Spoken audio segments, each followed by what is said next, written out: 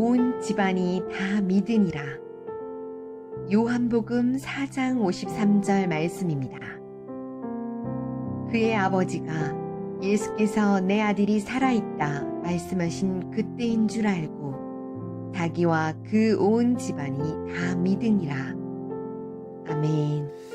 우리 왕의 신하가 아들의 병 걸려서 죽게 되었을 때 예수님께 찾아가서 주님의 말씀을 붙잡고 믿고 돌아왔는데 아들의 병이 결국 고쳐졌지요. 그리고 그 결론이 53절입니다. 자기와 그 온 집안이 어떻게 했다고요? 다 믿으니라. 온 집안이 다 믿으니라. 가정이 다 믿으신 분들은 이런 말씀이 큰 기쁨이 안 되겠지만요. 우리처럼 늦게 믿은 분들은요. 이 말씀은 거의 꿈과 같은 말씀입니다. 여러분, 가족 구원하는 거 진짜 힘들어요.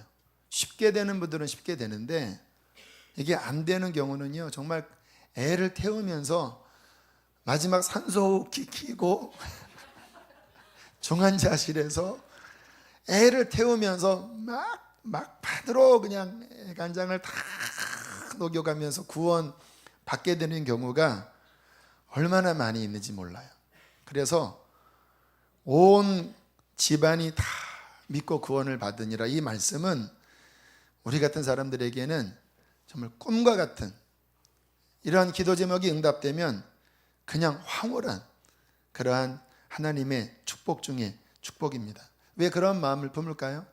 사랑하니까. 내 사랑하는 가정이 구원받아야 될 거 아니겠습니까? 지지난주 금요일날 저희 이모님이 소천을 하셨습니다. 제가 예배가 겹쳐서 그냥 조의금만 보냈는데요. 나중에 저희 누님이 장례식장을 다녀와서 참 가슴 벅찬 간증을 전달해 주었어요.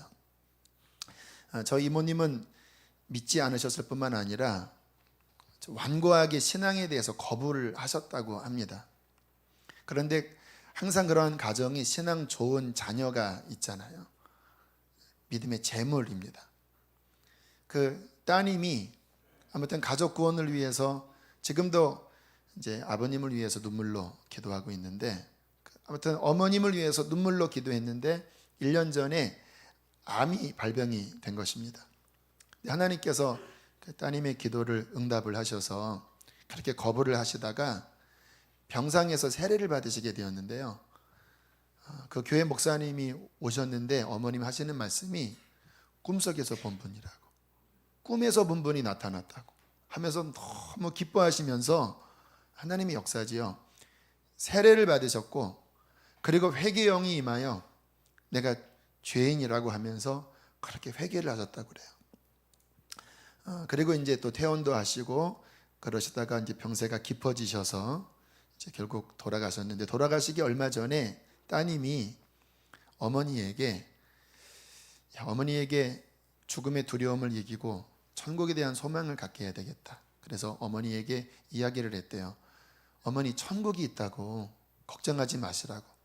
그랬더니 또 어머님이 하시는 말씀이 나 천국 갔다 왔다 그러시더래요. 언제 어머니가 천국 갔다 왔냐고. 내가 너한테 얘기 안 했냐?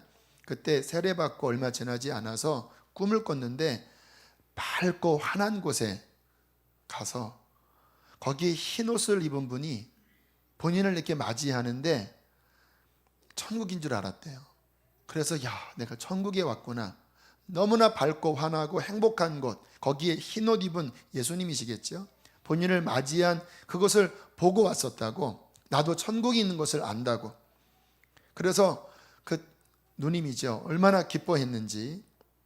그리고는 지지난주에 주님 나라에 입성을 했습니다. 얼마나 제가 그 이야기를 듣고 너무나 감사해서 제가 누님에게 전화를 하면서 그 상황을 다시 한번 듣고 그리고 위로를 해드리고 그리고 감사를 했습니다. 여러분, 우리 신앙인에게 있어서 가족 구원은요, 기도 제목이 1순위입니다. 왜냐하면 사랑하니까. 믿지 않고 잘 되면 뭐합니까? 언제 그 인생이 파멸할지 모르는데. 우리의 신앙인의 1차적인 사명은 가족이 예수 믿고 다 천국 가는 것입니다. 근데 이게 쉽지가 않아요. 그러나 성경은 분명히 우리에게 약속하고 있습니다. 주 예수를 믿으라. 그리하면 너와 내 집이 구원을 얻으리라. 오늘도 이 부자 왕의 신하, 자기도 믿고 온 집안도 믿는다고 말씀을 하시지요. 하나님의 약속입니다. 누군가 예수를 믿으면 너와 내 집이 구원을 얻는다고 하는 거예요. 그러나 저절로 되지는 않더라고요. 누가 예수님 믿었는데 다 저절로 다 예수 믿고 천국 가느냐? 지옥 가는 경우도 부지기수입니다. 여기서 믿는다고 하는 그 믿음은요, 진짜 믿음을 의미하는 거예요. 여러분 잘 보세요. 가족들이 신앙을 거부하는 큰 이유 가운데 하나가 예수 믿는다고 하는 사람의 잘못된 행실 때문에 교회 안 다니는 경우가 많아요. 그 믿음은 실은 진짜 믿음이 아니죠. 적당주의 믿음입니다. 적당주의 믿음은요, 삶이 변화가 안 됩니다. 여전히 욕심스럽고 여전히 그 마음에 쓴뿌리로 말미암아 상처 주고, 그래서 적당주의 믿음은 구원하는 게 아니라 오히려 그 가정의 신앙을 저해합니다. 내가 쟤 때문에 안 믿는다, 이렇게 이야기를 해요. 또 적당주의 믿음의 특징은 뭐냐면 종교생활 하잖아요. 성경책 들고 교회는 왔다 갔다 합니다. 집사님 되고 권사님 되고 장로님도 됩니다. 목사님도 돼요. 하지만 종교생활이에요. 종교생활의 특징이 뭡니까? 살아계신 하나님의 역사는 없는 거예요.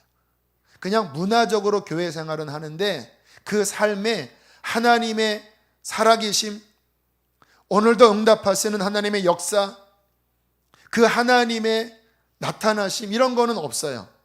그러니까 영향력이 안 나타나요. 야, 너 맨날 책가방 들고 교회 왔다 갔다 하는데 너나 나나 무슨 차이가 있냐? 나는 점집에 가서 그래도 무당이 이렇게 이야기해 주면 맞는 말 많다. 너희 목사님이 예언해 주냐? 뭐 이런 식으로 전혀 하나님의 역사가 나타나지 않으니까 이 힘이 없는 거예요. 여러분 그러나 기억하십시오. 진짜 예수 믿으면요, 그 사람이 변합니다. 그 안에 욕심이 깨져요. 어떤 분이 그러더라고요. 유산을 받아야 되는 상황인데 그 가족이 입을 싹 닦는 거예요. 그런데 아무 말 하지 않았대요. 왜? 신앙인이니까. 하나님이 감동하시면 그의 마음을 변화시키시겠지. 하지만 나는 일부러 싸우진 않으리라. 왜요? 신앙인이니까. 여러분, 진정한 신앙은 그 내면이 바뀝니다. 욕심이 깨져요. 그 모습을 통해서 믿지 않는 가족이 빛을 보는 것입니다. 아, 쟤는 뭔가 다르다. 우리와 다르다. 선한 빛이 있다. 여러분, 예수 정말 잘 믿으면요, 화평케 하는 자가 됩니다. 그 가정 안에 불화를 중재하고 깨어진 곳에 하나됨을 주고 화평케 해요. 그러니까 그 믿는 사람의 선한 행실을 통해서 이 사람은 믿지 않아도 선한 것은 좋은 거잖아요. 그 빛을 통해서 하나님께 영광을 돌리게 됩니다. 그래서 복음이 전파되는 거예요. 또한 진정 예수를 믿으면요, 살아계신 하나님의 역사가 나타나요.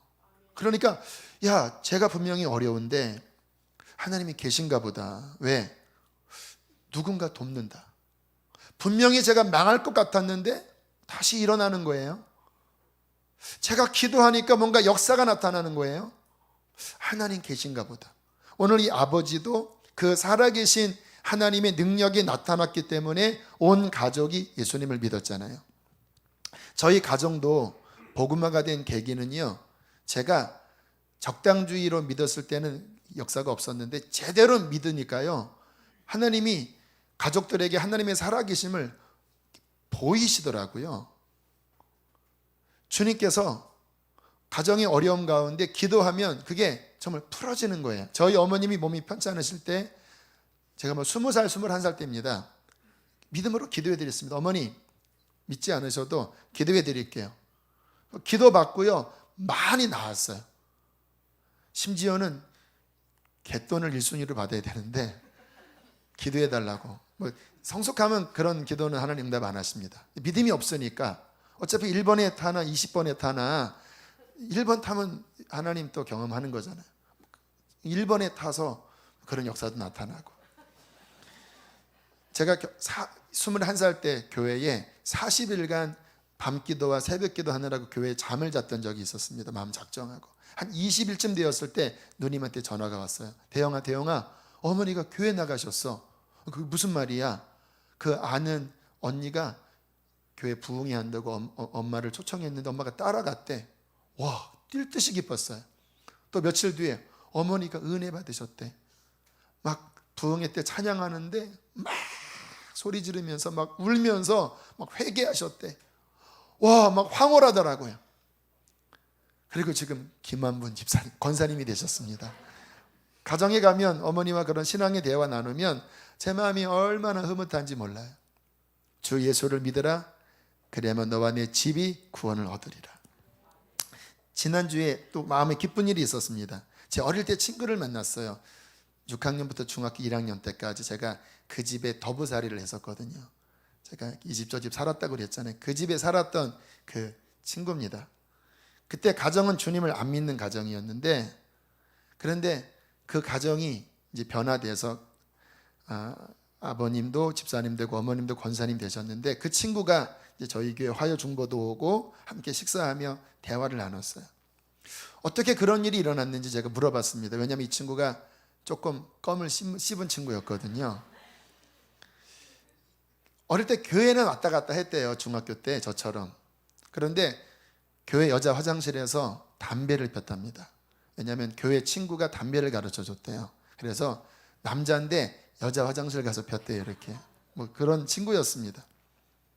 근데 어느 날 성극을 하는데, 옛날에 문학의 밤이 있잖아요. 자기 친구가 이제 이렇게 십자가 매달려서 그 역할을 하고 본인은 지나가는 행인이었다고 합니다. 근데 예수님, 그 친구 예수님을 보는데 갑자기 막 눈물이 나면서 거기서 막 가슴을 치면서 회개를 했다라는 거예요. 놀랍지요? 그리고 은혜를 받은 거예요. 하지만 교회에서는 은혜 받았지만 바깥에서는 신앙이 너무 약하니까 또 껌을 씹은 친구를 만나면 같이 또 막 죄 짓고 그랬대요. 그러다가 어느 날, 야, 내가 교회 다니는데 주기도문은 외워야 되겠다. 그래서 자기 방에서 하늘에 계신 우리 아버지여 이름이 거룩히 여김을 받으시오며 나라 임하옵시며 외우는데 갑자기 수천 수만 명이 할렐루야 할렐루야 할렐루야 야야야야 수천 수만 명이 할렐루야를 한 번도 아니고 3번 외치는 소리가 들렸대요. 그래서 마음에 들렸냐 귀에 들렸냐 귀로 들렸대요. 너무 놀라갖고 가슴이 벌렁벌렁거려서 집 밖에 뛰쳐나갔대요. 그리고 혹시 옆집에서 누가 예배드리나? 그게 아니더래요. 그리고는 하나님을 경험하면서 이 친구가 이제 변화되기 시작했는데, 이제 그 가정이 제사를 지내는 집안이라 이게 이제 마음에 괴로움이 있었대요. 왜냐하면 아버지가 무서운 분이거든요. 그러니까 막내인데 중학교 때 주님을 만났지만 감히 제사를 한거할 수는 없고, 엎드리라고 하면 엎드려서 하나님 앞에 기도했대. 하나님, 저는 지금 힘이 없습니다. 그리고 아버지가 너무 무섭습니다. 제가 제사를 지금은 거부할 수 없지만 주님, 나중에는 꼭 이 제사를 꼭 없애게 해주십시오. 제사 안 지내게 해주세요. 그리고 이제 20살이 넘어서 공포를 했대요. 나 절하지 않겠다고. 핍박을 많이 받았대요. 아버지가 무서운 분이거든요. 제가 그 집에 살 때 가죽장갑 끼고 막 이렇게 때렸습니다. 자녀들을. 저도 막 엎드려 뻗쳐하고 막 벌도 받고 좀 엄하신 분이신데, 그래도 살아있는 믿음이 있으니까 제사 거부하고, 그리고 좀 일찍 26에 신실한 자매와 함께 결혼을 했습니다. 좀 심장이 안 좋은 자매였다고 그래요. 그리고는 이제는 아예 부부가 제사 지내면 우리 아예 그날은 집에 가지 않겠다. 그러니까 막 노발대발 하셨대요. 근데 감사하게 형제들이 여기에 동조를 했대요. 우리 제사 지내지 말자. 그러니까 아버님이 불쾌해하시다가 결국 오라고 하고, 결국 음식을 치우고, 그리고 예배드리고 이렇게 변화되기 시작하셨어요. 하지만 교회는 안 다니셨대요. 그런데 36에 결혼해서 36, 10년쯤 됐을 때 그 신실한 아내가 심장병으로 결국 죽게 되었다고 합니다. 근데 마지막 죽기 전에 자기 손을 이렇게 잡더니 노트와 필기구를 가져다가 썼대요. 이렇게, 여보, 예수님과 아빠가 나를 오라 하셔. 아버지도 천국 가셨거든요. 예수님이 나를 오라 하셔. 여보, 예수님 잘 믿어야 돼. 여보, 온 가족 예수님 믿어야 돼. 그전에도 이렇게 위기가 있었는데 또 회복되잖아요. 근데 그날은 분위기가 다르더래요. 환한 얼굴로, 말은 못하는데 예수님이 나를 오라 하신다고. 그 쓴 유언 같은 글이죠. 그리고 그 아내가 결국은 천국을 갔어요. 그리고 그 이야기를 아버님에게 하면서 나의 아내가 이렇게 천국을 보고 예수님을 보고 영광스럽게 주님 나라 가면서 예수를 믿으라고 했는데 아버지 이제 교회 다녀야 되지 않겠습니까? 그러면서 아버님이 교회 다니시고 어머님도 신앙생활 하시면서 부모님 구원이 된 거예요. 아직 형제들은 교회 다니지 않지만 저한테 그러더라고요. 내가 지금까지 믿는 말씀은 하나라고. 주 예수를 믿으라. 그리하면 너와 내 집이 구원을 얻으리라. 우리 형제 구원 하나님이 시키실 줄 믿는다고. 그리고는 지금 좋은 또 아내 만나서 신학을 이제 들어갔고요. 지금 저 서울에 있는 어느 교회에 전도사로 지금 들어가서 사역을 하고 있다가 찾아온 거예요. 할렐루야. 하나님이 역사하시는구나. 누군가 진실하게 믿으면, 살아있는 신앙을 가지면 시간이 조금 걸릴지를 몰라도 주 예수를 믿으라. 그리하면 너와 내 집이 다 구원을 얻으리라. 주께서 반드시 이루어 주십니다. 여러분, 주님은요, 믿는 자의 진실한 기도에 영향을 받으시는 분입니다. 내 가족은 정말 잘 못 살아요. 소돔과 고모라에 살아요. 그러나 아브라함과 같은 믿음으로 눈물로 기도하면요, 하나님이 그 사람은 망하기에 맞지만 가족의 눈물의 기도, 아브라함의 눈물의 기도를 통하여 소돔과 고모라에서 그 가정을 하나님은 구원해 내실 수 있는 것입니다. 여러분, 가정을 위해서 눈물로 기도하시는 분이 있다면 낙심하지 마시고 잘 믿으시고 기도하시면 반드시 하나님께서 구원해 주실 것입니다. 자, 우리가 오늘 가정 구원에 대한 말씀을 이 본문을 통해서 우리가 살펴보기를 원하는데요. 가정이 얼마나 중요합니까? 가정은요, 우리의 인생의 가장 기본적인 단위죠. 하나님도 최초의 공동체를 가정으로 만드셨어요. 가정에서 우리가 만들어지고 가정에서 자라요. 가정은 우리의 고향입니다. 요즘은 고향 개념이 없어졌잖아요. 가정이 고향입니다.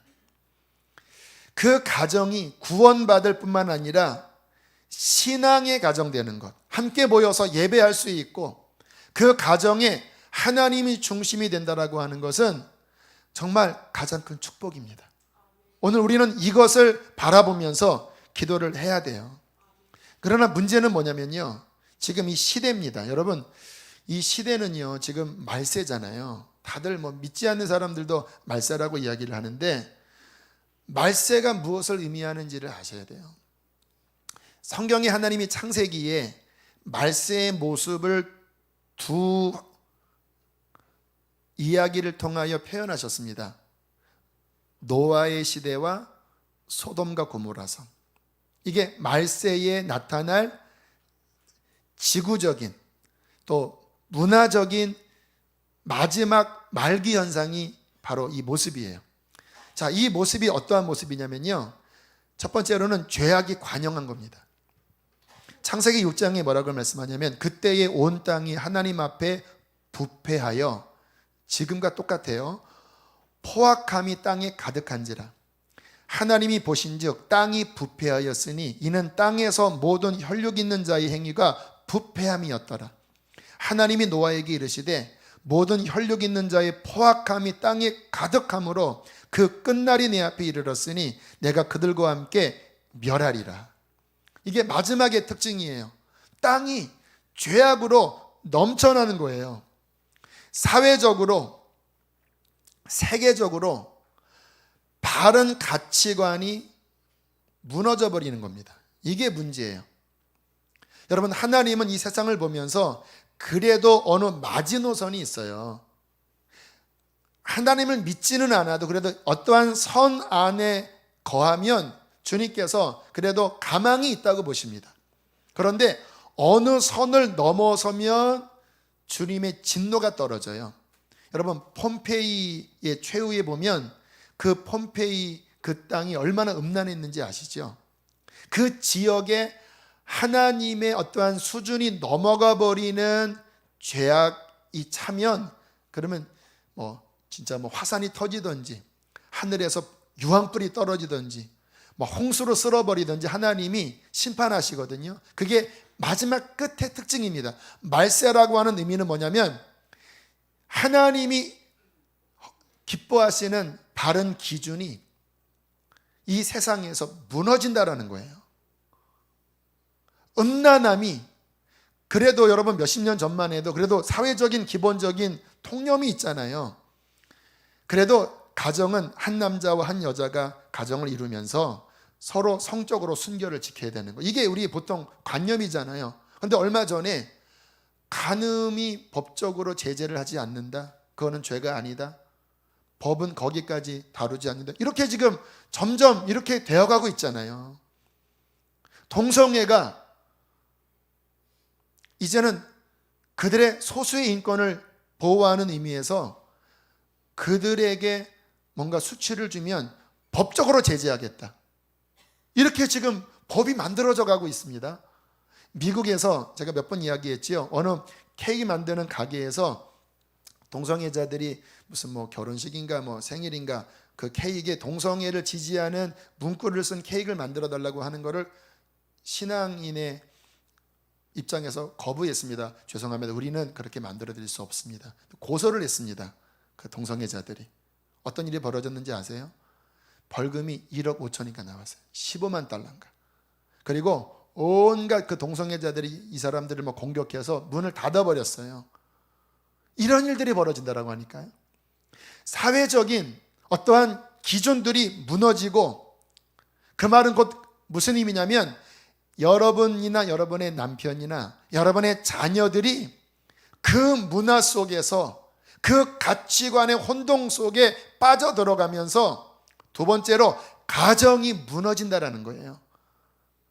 하나님의 거룩한 기준에 거할 때 가정도 지켜지고 그 사람의 인격이 지켜지는데, 사회의 가치관이 혼란으로 깨지면서 하나님이 증오하는 것들이 합법화가 되고 그게 일반화가 되면서 가정이 해체되는 거예요. 자녀들이 거기에 지금 물들고 있습니다. 그 법이 통과되면 학교에서 동성애에 대하여 어떻게 섹스를 하는지에 대한 것들도 배워야 되는 일들이 벌어져요. 지금 미국에서는 어느 주에서는 그걸 안 가르치면 법적으로 걸리는 상황이라니까요. 이러한 시대 속에서 가정이 무너지고 있고 자녀들이 저희보다는 더 심각하게 영향을 받고 있고, 그 끝날에 이르러 하나님의 이제 불이 떨어질 때 어쩌면 여러분의 자녀들이, 여러분의 가족 중에 많은 사람들이 마치 롯의 처처럼 소금 기둥이 되고 멸망에 빠질 수밖에 없는 심각한 위기가 지금 이 말세라는 것입니다. 어떻게 해야 될까요? 여러분, 위기입니다. 이 마지막 시대의 가정 구원은요, 10년, 20년 전과는 전세가 다릅니다. 문화적으로 지금 이게 굉장히 쓰나미처럼 아이들의 또 우리의 배우자, 가족, 그 심령 안으로 지금 물밀듯이 밀려 들어오고 있어요. 어떻게 해야 되겠습니까? 여러분의 가정에서 신앙을 사수하고 가정에서 신앙이 전파되어져야 합니다. 이게 가장 중요해요. 오늘 주께서 저에게 주시는 하나님의 메시지입니다. 여러분, 노아의 믿음으로요, 그 신앙 양육으로 아내와 세 아들, 심지어는 며느리 3명까지 다 구원받은 거 아시죠? 성경적인 신앙 전수는 교회나 타기관이 아닙니다. 성경적인 신앙 전수는요, 가정입니다. 이게 성경의 메시지예요. 제가 오늘 말씀을 위해서 좀 여러 자료들을 참고하다가 유대인의 가정 신앙 양육에 대한 어떤 영상을 봤어요. 참 감명 깊은 내용이었습니다. 유대인들은요, 지금 제가 드린 말씀처럼 자녀의 신앙은 가정에서 책임진대요. 회당에 맡기지 않는데요. 부모가 1차적인 책임을 진대요. 그래서 아버지가 자녀에게 직접 성경을 일주일에 한 2번 가르치더라고요. 책상에 불러놓고 이 말씀의 의미는 어떤 의미인데 이것이 오늘날 이 시대에는 이렇게 적용될 수 있단다. 개인 양육을 하는 거예요. 그리고 인터뷰를 하는데 이렇게 말을 했습니다. 지금 세상이 이렇게 악해져 가고 있지 않습니까? 가정에서 아이들의 신앙을 잡아주지 않으면 어디에서 아이들을 잡아주겠습니까? 학교요? 다른 사회요?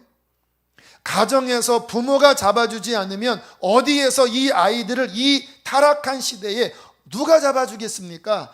당연히 가정에서 해야 합니다. 너무나 도전이 되었어요. 저희도 일주일에 한 번 모여서 가정 예배 드리고 말씀을 가르칩니다. 너무 그분들에 비하여 너무 빈약함을 느꼈어요. 올 2월에 제가 쉐마 세미나라는 곳에 다녀왔습니다. 과천 약수교회가 하는 사역인데요. 핵심이 뭐냐면 부모가 자녀에게 신앙 양육하라는 거예요. 그래서 거기는 토요일마다 가족이 함께 모여서 부모가 자녀에게 한 2시간, 1시간 반, 2시간 정도 성경을 가르치고 함께 허그도 하고 그런 프로그램을 가져요. 핵심은 뭐냐? 부모가 자녀에게 말씀을 가르치는 거예요.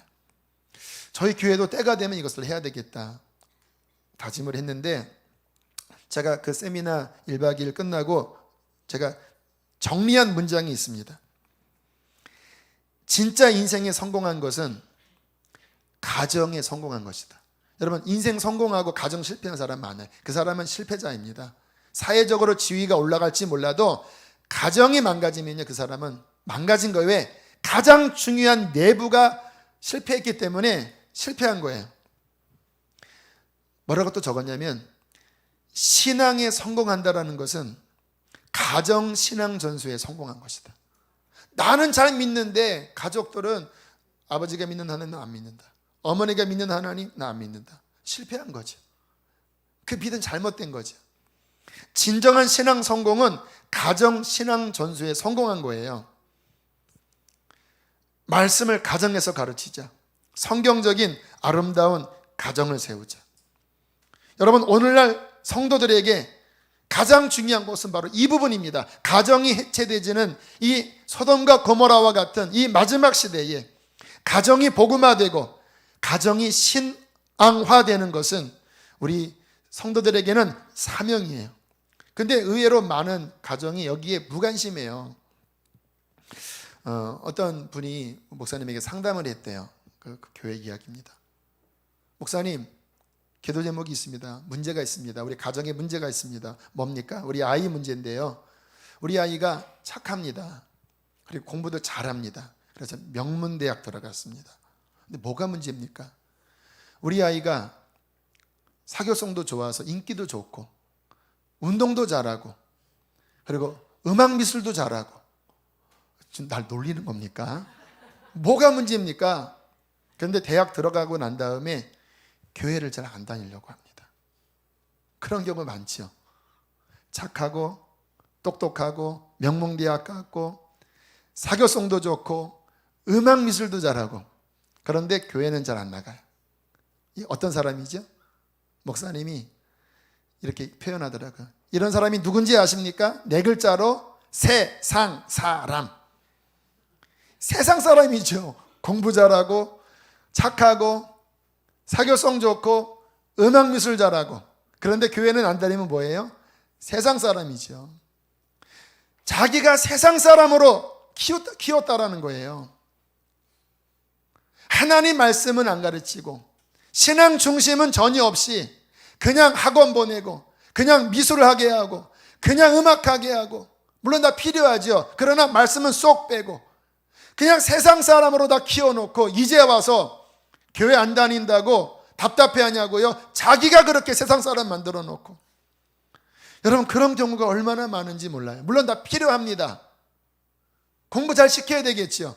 하지만 말씀은 쏙 빼고 신앙은 쏙 빼고 그런 것에만 90% 관심을 쏟아내다가 나중에 커서, 여러분, 공부 잘하고 똑똑하고 사교성 좋고 음악미술 잘하고 그런 사람이 왜 교회 다닙니까? 그냥 세상에서 잘 먹고 잘 살다가 그렇게 세상 명예를 추구하다 끝나겠지요. 자, 중요한 말씀 하나, 신명기 6장인데 찾지 마십시오. 그냥 제가 읽어드릴게요. 예수님이 성경의 가장 중요한 본문이라고 그렇게 말씀을 하셨죠. 쉐마 구절입니다. 유명한 말씀입니다. 신명기 6장 4절 7절에 이렇게 말씀하십니다. 이스라엘아 들으라. 들으라가 쉐마입니다. 무슨 의미입니까? 집중해라. 중요한 말이다. 성경의 핵심이다. 우리 하나님 여호와는 오직 유일한 여호와시니 너는 마음을 다하고 뜻을 다하고 힘을 다하여 내 하나님 여호와를 사랑하라. 오늘 내가 내게 명하는 이 말씀을 너는 마음에 새기고 내 자녀들에게 부지런히 가르치며 집에 앉아있을 때에든지 길을 갈 때에든지 누워있을 때에든지 일어날 때에든지 이 말씀을 강론할 것이며. 무슨 의미입니까? 들어라. 너희 가정에서 신앙 전수에 노력하라. 너희 가정에서 신앙 전수에 성공하라 라고 말씀을 하는 거예요. 이게 여러분 하나님께서 우리에게 행하시는 명령입니다. 그러기 위해 어떻게 해야 됩니까? 세 가지를 말씀을 하는 건데요. 첫 번째, 이스라엘아 들으라. 우리 하나님 여호와는 오직 유일한 여호와이시니 마음과 뜻과 힘을 다해 주님을 사랑하라. 무슨 내용일까요? 우상 숭배하지 말라 이 말이에요. 하나님만이 유일한 하나님이다.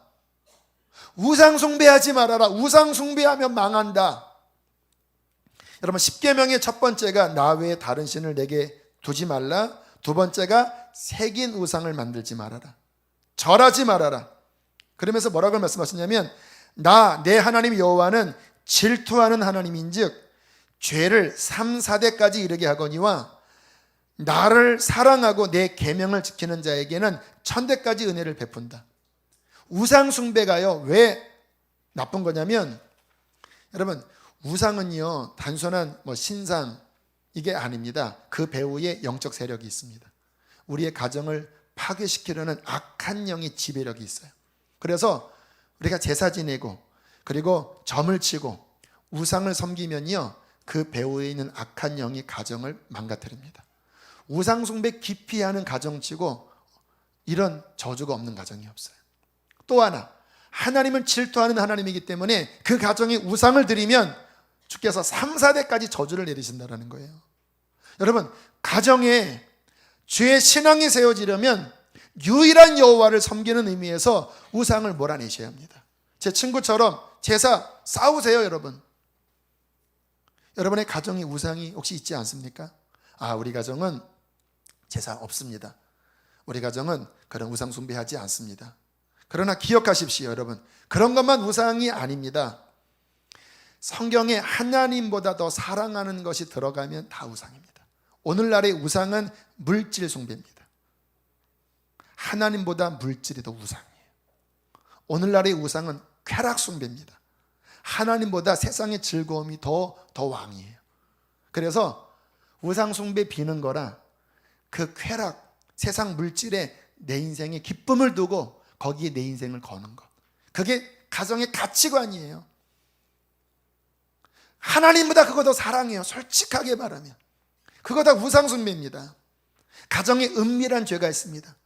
그 가정 안에 보면 숨겨진 죄악들이 있어요. 불륜, 그 가정에 계속적인 불화, 깨어짐, 그 가정의 폭력, 가정에 하나님이 기뻐하지 않는 어떤 노름들, 술 취함들, 술병이 질비하게 꽂혀져 있고, 여러분 이러한 것들이 다 우상이 되어 그 배후에 악한 영이 역사하고 하나님 자리를 입술로만 쥐어줘야지 정말 숨기는 것은 돈이고 세상이고 쾌락이고 죄예요. 그 우상들이 무너지지 않으면 이스라엘처럼 망합니다.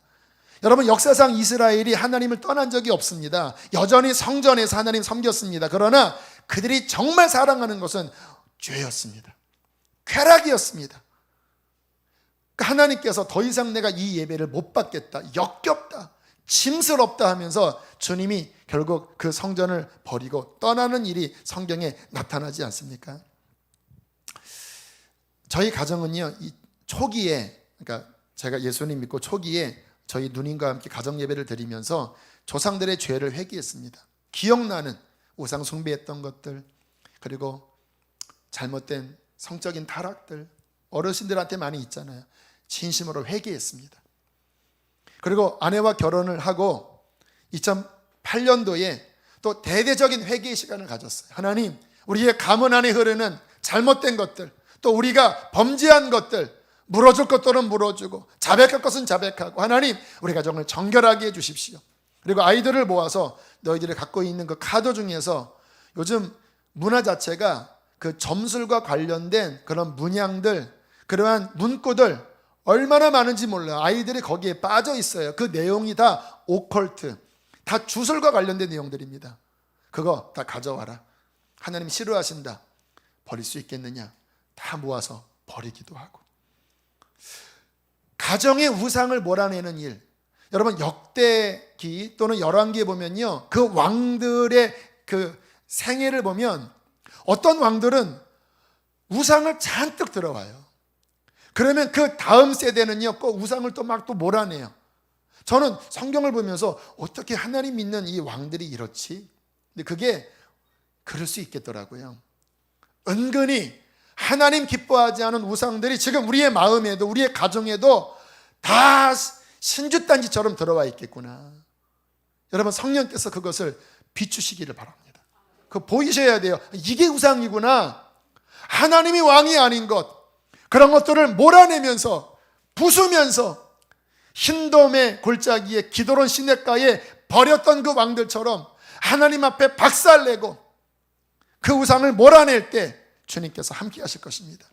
두 번째는 어떻게 가정이 신앙화 될 수 있겠습니까? 저와 여러분이 하나님을 생명 다해 사랑하셔야 합니다. 주 여호와는 유일한 여호와이시니 너는 마음을 다하고 뜻을 다하고 너의 힘을 다하여 내 하나님 여호와를 사랑하라. 신앙은 소극적으로 뭐 잘못된 것을 안 하는 것만이 전부가 아닙니다. 이거를 안 하지만 내 마음은 냉랭할 수 있잖아요. 그런 것들을 안 하는 이유는 뭐냐면 거기에 빼앗겼던 나의 마음을 오직 나의 하나님께 두겠습니다. 하나님, 주님만 내가 사랑하겠습니다. 주님만 나의 왕이십니다. 하나님, 내 중심을 다하여 하나님만을 사랑하게 해주십시오. 이 신앙이 하나님이 왕된 신앙이에요.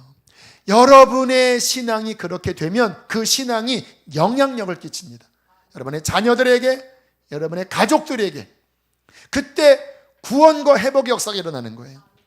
요즘 제 마음의 싸움과 갈망은요, 바로 이 부분입니다. 하나님, 정말 하나님 기뻐하지 않는 것 다 버리고 주님만 정말 마음을 다하여 사랑하게 해주세요.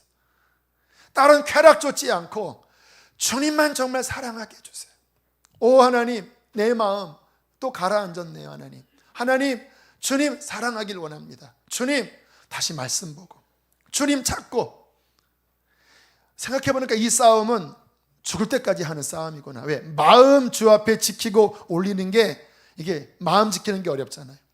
하지만 그렇게 제 마음을 지켜 싸우려고 하니까 하나님이 은혜를 더 부어주시고 그 하나님이 주시는 은혜 속에 하나님의 평강이 흐르더라고요.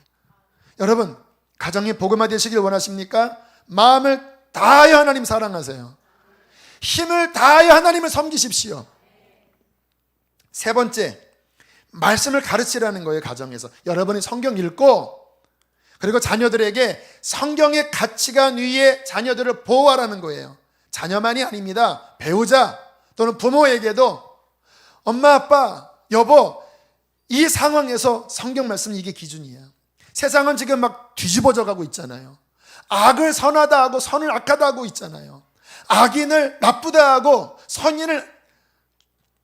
악인을 선하다 하고 선인을 악하다 고 이야기하는 시대잖아요. 가치관이 지금 뒤집어져 있다라니까요. 하나님의 말씀을 주야로 읽고 묵상하면서 앉았을 때든지 서 있을 때든지 나의 배우자에게, 자녀에게, 부모에게 하나님의 말씀을 나누면서 그 말씀에 순종할 때 하나님은 그것을 축복하십니다. 아세요, 여러분? 하나님의 말씀에 벗어나 있고 마음엔 우상이 들어와 있으면서 왜 내 인생은 이렇게 기쁨이 없고 왜 하나님 믿어도 소용없다고 이렇게 왜 하소연을 하십니까? 당연하지요. 말씀에 벗어나는데 어떻게 복을 주십니까? 교회만 다니면 다가 아니잖아요. 신앙은 뭐냐면요, 단순한 거예요. 회개하고 하나님을 마음의 왕으로 모시고 주님 사랑하면서 말씀이 가르친 그 기준 안에 순종하며 들어가면 주님께서 복을 주세요. 복이 뭔지 아세요?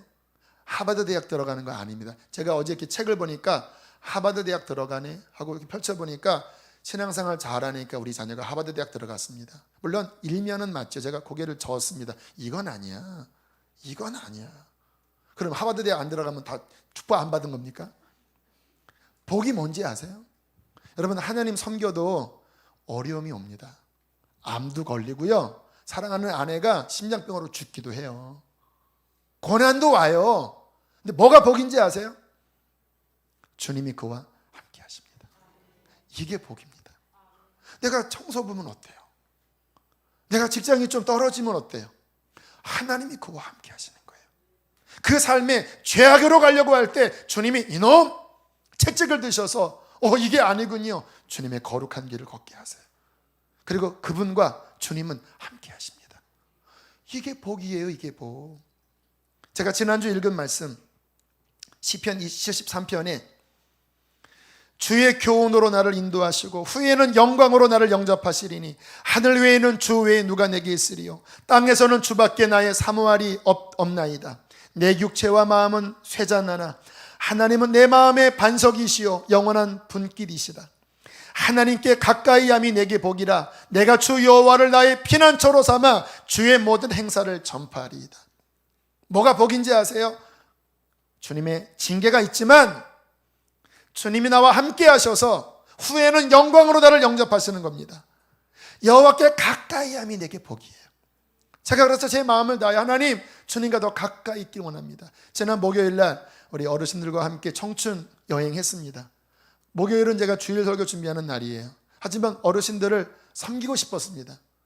제가 버스 안에서요 노트북을 들고 오늘 말씀을 준비한 거 한 세 장을 준비했어요. 막 흔들거리니까 어지럽더라고요. 하지만 집중해서 제가 말씀 준비하고 어르신들과 같이 있을 시간에 같이 있지만 그렇지 않은 시간에는 주님 사랑합니다. 주님 의지합니다. 주님 주의 말씀을 구합니다. 그렇게 주님 앞에 기도할 때 하나님이 기뻐하심을 느꼈어요. 네가 어디에 있든지 청춘관광을 가든 고속버스에 있든 사무실에 있든 네가 마음을 다해 나를 바라는구나. 내가 너를 기뻐한다. 주님 이렇게 살기를 원합니다. 여러분, 이렇게 주님을 마음 다해 사랑하고 주의 말씀 안에 거하면요 주시는 축복이 뭐냐면 그 영혼에 평강 주시는 겁니다. 여기가 평안해야 천국이에요. 산의 진비를 먹고 고위관직에 있으면서 이 마음이 분노로 가득하면 그게 무슨 축복입니까? 지옥이지. 비록 내가 채소를 먹어도 내 마음에 하나님과 함께하는 평강이 있어요. 고난이 와도 주님이 함께 하시기 때문에 합력하여 선을 이룰 것이라고 하는 소망이 있어요. 이 땅에서는 주의 교훈으로 나를 훈계하시지만 이후에 내가 영원한 주님 나라 갈 것이라고 하는 소망이 있어요. 저 공중에 구름이 일어나 주님이 큰 나팔과 함께 재림하실 때 주 예수에 어서 오시옵소서. 나와 내 가정은 주님을 섬겼습니다. 이렇게 고백할 수 있다면 그것은 축복입니다. 그러한 믿음을 가질 때 너와 내 집이 구원을 얻을 것입니다. 오늘 새벽에 일어나서 성경을 한 12장 정도 읽었는데요, 말씀이 제 마음에 오늘 레마로 와닿았어요. 이사야 35장에 이 말씀 마무리하겠는데요, 이 말씀이 아까 말씀드린 무상을 몰아내고 주님을 뜨겁게 사랑하고 말씀에 순종하면 가정에서 일어날 일입니다. 잘 들어보세요. 광야와 메마른 땅이 기뻐하며 사막이 백합화같이 피어 즐거워하며 무성하게 피어 기쁜 노래로 즐거워하며 그것들이 여호와의 영광 곧 우리 하나님의 아름다움을 보리로다. 그때에 맹인의 눈이 밝을 것이며 못 듣는 이의 귀가 열릴 것이며 그때에 저는 자는 사슴같이 뛸 것이며 말 못하는 자의 혀가 노래하리니 이는 광야에서 물이 솟겠고 사막에서 시내가 흐를 것입니다. 거기 대로가 있어 그 길을 거룩한 길이라 일컫는 바 되리니 거기에는 사자가 없고 오직 여호와의 성량함을 받은 자들이 돌아오며 노래하되 시온에 이르러 그들의 머리 위에 영영한 희락을 띠고 기쁨과 즐거움을 얻으리니 슬픔과 탄식이 사라지리로다. 그 가정에 성령이 임하시고 메마르게 갈등과 욕심만 가득했던 세상, 그 가정 안에 기쁨이 피어오르고 임마누엘의 기쁨과 평강이 있고 귀가 먹었던 눈이 가렸던 그들의 죽었던 영혼이 열리면서 하나님을 보고 병원의 혀가 노래하고 하나님께 기뻐 뛰고 거기에 대로가 있어 여호와의 성량받은 우리의 가족이 주님의 거룩한 나라에 이르러 영영한 기쁨을 띠는 놀라운 역사, 하나님이 여러분의 가정에게 주시는 귀한 약속의 말씀입니다. 여러분 회개하십시오. 우상을 몰아내십시오. 주님을 가장 사랑하십시오. 주의 말씀을 순종하십시오. 그때 너와 내 집이 구원을 얻는 오늘 본문의 축복이 일어날 줄로 믿습니다. 이 시간 우리 함께 찬양하고 기도합시다. 축복 찬양인데요, 우리의 가정궤 이 찬양을 선포하고 우리 함께 기도하길 원합니다. 우리 가정을 축복하십시오. 평화, 하나님의 평강이, 평화, 하나님의 평화가 우리 가정에 넘쳐나기를, 평화, 평화, 하나님의 평화가 우리 가정에 가득하기를 축복함. 구원, 하나님의 구원이, 구원, 하나님의 구원 우리 가정에 넘쳐나기를, 구원, 하나님의 우리 가정에 가득하기를, 우리 가정에 가득하기를 축복. 은혜, 하나님의 은혜가, 은혜, 하나님의 은혜가 우리 가정에, 이번에 사랑이라고, 사랑, 하나님의 사랑이, 사랑, 하나님 우리의 가정에 가득하기를, 우리 가정에 가득하기를 축복합니다. 이 시간 우리 가정을 위하여 기도합시다. 손을 들길 원하는 감동을 주신 분들은 들어도 좋습니다. 안 들어도 괜찮아요. 그러나 감동 주시면 손을 들어 기도하면 더 좋습니다. 주님, 우리의 가정에 하나님만을 왕으로 섬기게 해 주시옵소서. 우리의 가정의 복음화, 가정의 신앙화가 일어나게 하여 주시옵소서. 주님, 우상이 무엇입니까? 깨트려버리게 하여 주시고 우리의 마음을 다하여 주님은 사랑하고 왕으로 모시게 하여 주십시오. 하나님 말씀이 가정에서 가르쳐지며 말씀이 가정에 기준되어지게 하여 주옵소서. 기도하시겠습니다. 할렐루야. 살아계신 하나님 아버지, 우리의 가정을 축복합니다. 하나님, 우리의 가정에 하나님의 구원이 일어나게 하여 주십시오. 하나님, 그와 그 온 집안이 다 믿으니라. 이 말씀이 우리의 삶에, 우리의 가정에 일어나기를 원합니다. 하나님 아버지, 주 예수를 믿으라. 그리하면 너와 내 집이 구원을 얻으리라 하셨으니 하나님 도와주십시오. 하나님 도와주십시오. 하나님 붙들어 주시옵소서. 하나님, 우리의 믿음을 바르게 세워주시기 원합니다. 우리의 연약한 믿음, 우리의 흔들리는 믿음이 하나님 바르게 세워지게 하여 주십시오. 우상이 깨어지게 하여 주십시오. 우상이 무너지게 하여 주시옵소서. 우상이 무너지게 하여 주시옵소서. 아버지여 자녀들을 지켜주시고 우리의 부모를 구원하여 주시옵소서. 아버지여 축복합니다.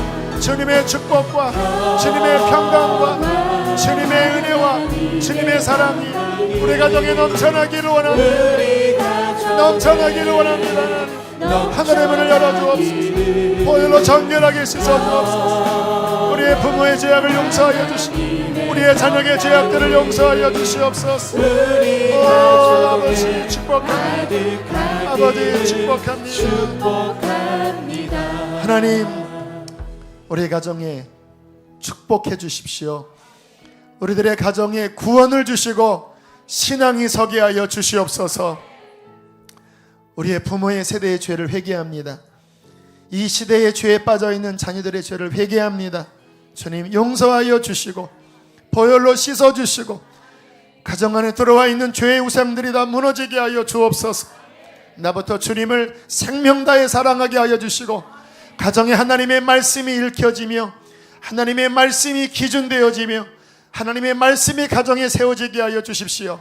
그리하여 주님이 함께 하시는 가정, 주님이 평강을 주시는 가정, 주님이 구원을 주시는 가장 복된 가정 되게 하여 주시옵소서.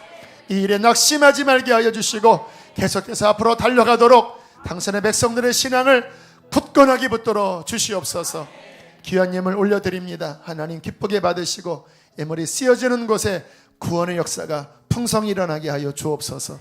아버지, 교회에서 오늘 섬기는 모든 이들 함께 하시고 오늘 하루 또 한 주간 모든 우리의 삶 중에 주님 동행하셔서 오늘 말씀이 실천되어지고 이루어지게 하여 주시옵소서. 이제는 우리를 죄에서 건지신 예수 그리스도의 은혜와 하늘아버지의 그 크신 사랑하심과 성령의 믿게 하시고 변화시켜 주시고 가정을 구원하는 역사가 예배하는 모든 이들에게 충만히 함께할지어다. 아멘.